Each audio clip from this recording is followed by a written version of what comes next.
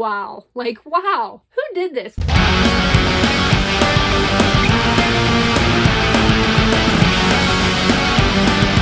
What's up, my fellow headbangers? I'm Courtney, aka The Versatile Virgo, and I run a metal lifestyle blog, theversatilevirgo.com, which focuses on the best things in life: music, food, and fashion. So if that's something that interests you, make sure to check it out. I've linked it in the description below. As I mentioned in my last YouTube video, and as I'm sure you can see, I just had shoulder surgery recently, and I wasn't planning on coming back to my YouTube channel until I was fully healed, just because I am a one-woman operation that does everything herself, including the editing for these videos, and editing can be already tough on your hands when you're using both of them.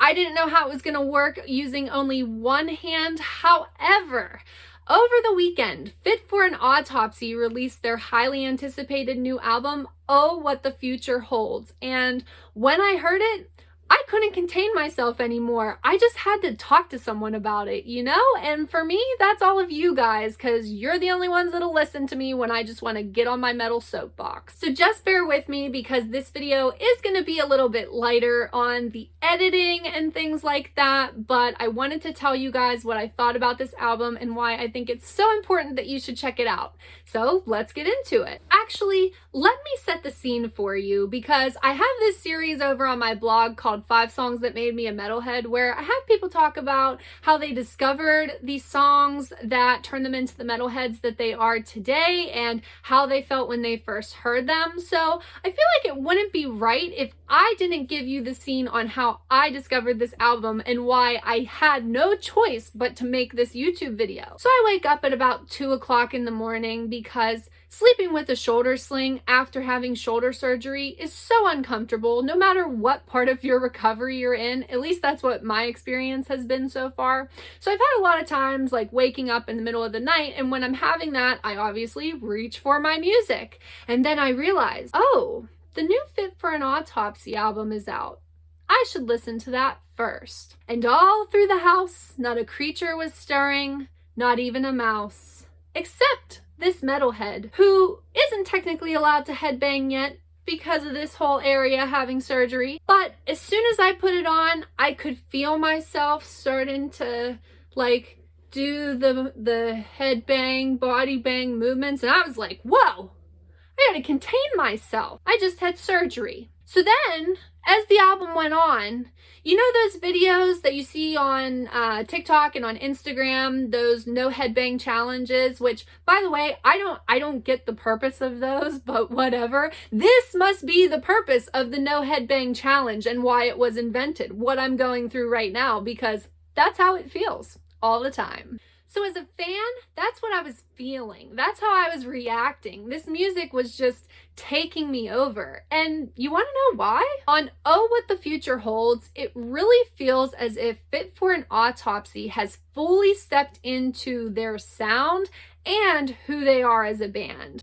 And you don't have to just take my word for it. This album is already getting a lot of positive feedback, especially from Metal Hammer, who said that this is Fit for an Autopsy's most accomplished album yet. First of all, let me just tell you that this is one of the few albums for me that when I did a first listen on Spotify, I actually hit the heart for every single song. And there's a reason why I try not to do that, especially on a first listen, especially because of my New Music Monthly series. When I'm listening to a new album and I'm only going to feature one song from that album on New Music Monthly, I need a way to narrow it down, so I'll use that heart system that Spotify has as my own little organizational tool.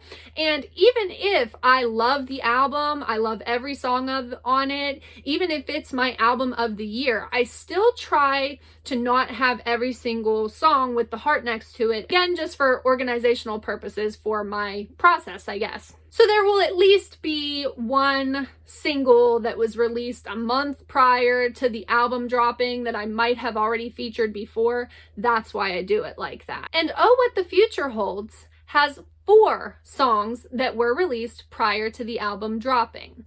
So you might think that those songs could have lost their momentum somewhere along the way, at least a little bit, especially the one that was released like 3 months ago or 2 months ago or even just a month ago. I mean, in today's society, everybody's just going, right? But that's not what happened when I listened to this in its entirety.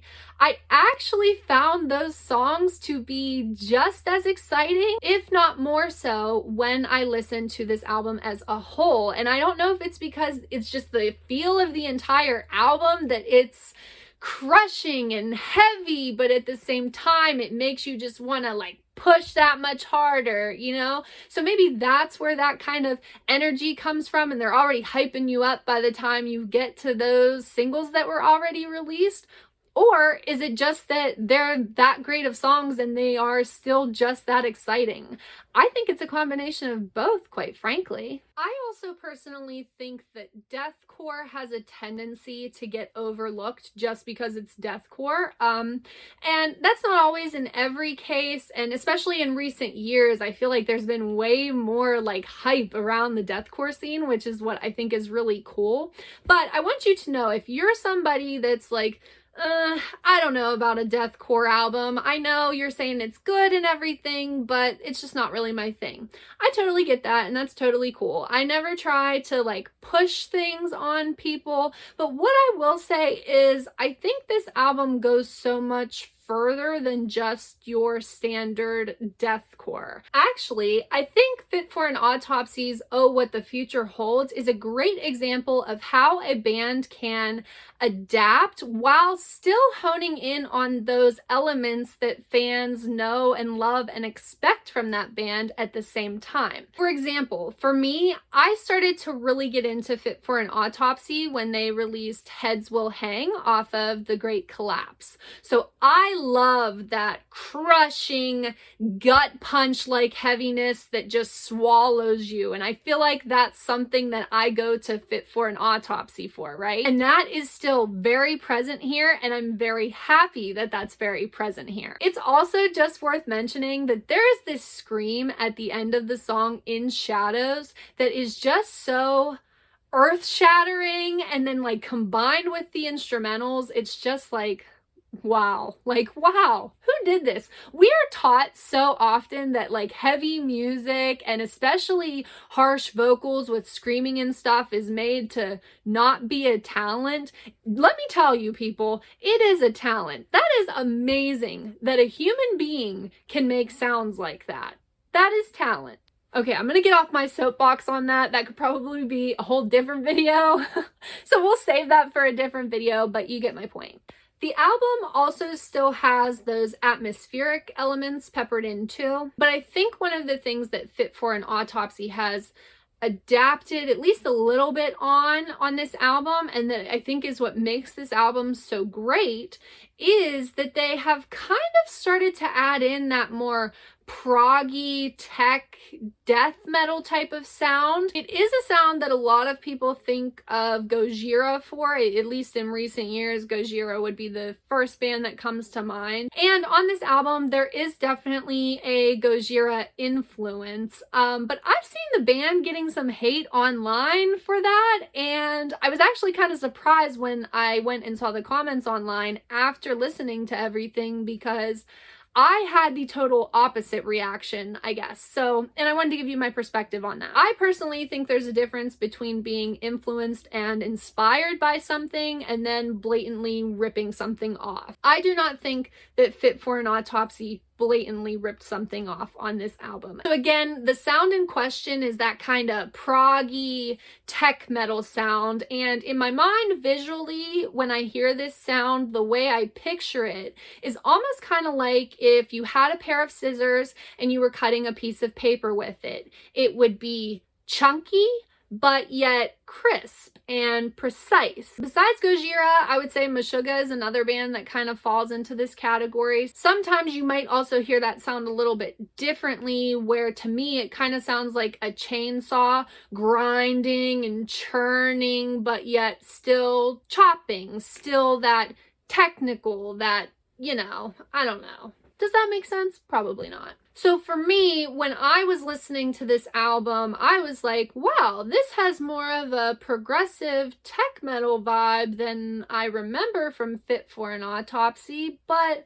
I like it because it still has like the deathcore. It like takes that sound into deathcore, not just doing that on its own. I don't know, but I could hear it throughout the music, and that was where my mind went. Was I was like, oh wow, that's kind of cool that they went there on this album. I like it. And then I went online and read some of the comments, and I was just like, did we listen to the same thing? That's my opinion! So yes, that proggy, tech metal, Gojira-like influence is present on this record, but it also has those melodic death metal elements added in as well. And of course, the classic Fit for an Autopsy crushing deathcore sound that we all know and love is there too. So again, I think this album is just a lot more of Fit for an Autopsy adapting in a really amazing way. They still held true to their root sound, but still added things in just enough that it was something to try, where fans weren't shocked like,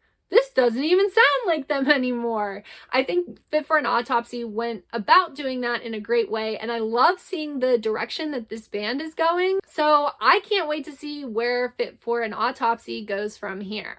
Overall, I would consider Fit for an Autopsy's Oh What the Future Holds to be a must listen, especially if you're a deathcore fan, but even if you're not, if you're a heavy music fan, this is an album you will want to check out for sure. So definitely give it a listen. And while this is kind of my first impression on the album, I did still want to give you my top 3 tracks. They might change as I continually play this day after day. If I can only get you to listen to 3 songs, make sure to check out A Higher Level of Hate, Collateral Damage, and Savages. Also, if you like this video, then please give it a thumbs up and consider subscribing to my channel, because I have even more heavy music related videos on the way. I will hopefully be back to my once a week posting schedule very soon. Like I said, I'm not even sure. I'm filming this now, not sure how editing's gonna go and if I'm even gonna be able to post this just with my shoulder and everything, but I'm hoping that I might be able to be back on here a little sooner than I thought. So keep your fingers crossed for me, but subscribe to my channel in the meantime if you'd like, so you can keep an eye out for my next video. There is still new things being released on my blog, theversatilevirgo.com. Again, that's linked in the description below, so you can check it out, along with my Instagram, so you can keep up with me there too. Thanks for watching, everybody. I hope you have a great week. Stay heavy.